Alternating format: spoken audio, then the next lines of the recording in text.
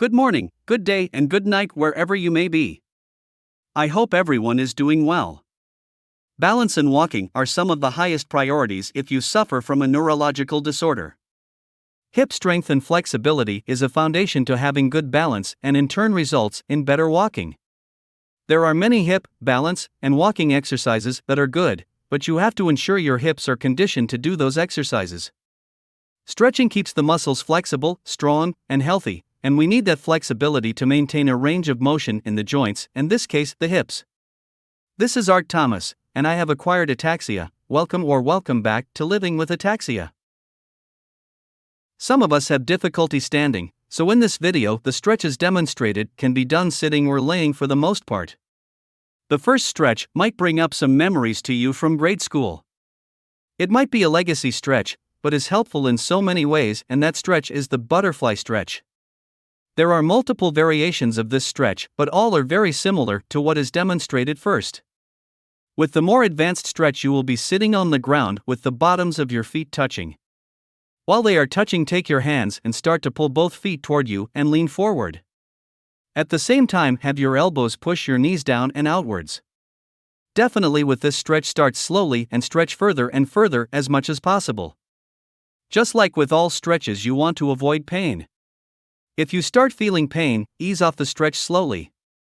Don't ease off too fast because it could cause injury. We don't want any setbacks because we are already set back enough. The next few hip flexor stretches are a little more difficult but should also help with stability. This particular stretch might look like a type of lunge, but it is not. It's called the half-kneeling hip flexor stretch. As demonstrated, kneel on the floor with one leg up at 90 degrees and the opposite leg with your knee on the ground with your leg pointed straight backwards. Sit up tall with your back straight, put your hands on your hips, and lean forward until you feel the stretch. Hold the stretch. You may want to do this stretch a few times and then switch sides. Now to my personal favorite hip flexor stretch, which is the S stretch or 90-90 stretch. 90-90 is the term that most people call the stretch. Again, you will be on the floor.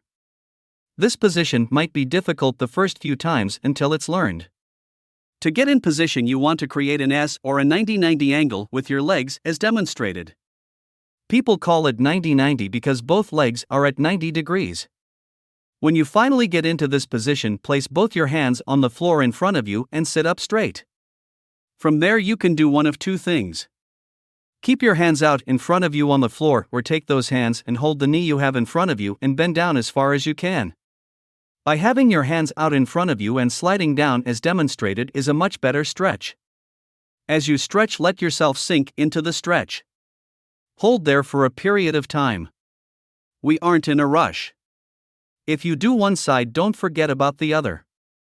I promise you, the more you do this stretch, the better and better you'll feel. As demonstrated, this is another type of lunge stretch. It's called the runner's lunge stretch. I am doing it off the workout bench for this demonstration, but you can use a different item that can help provide support.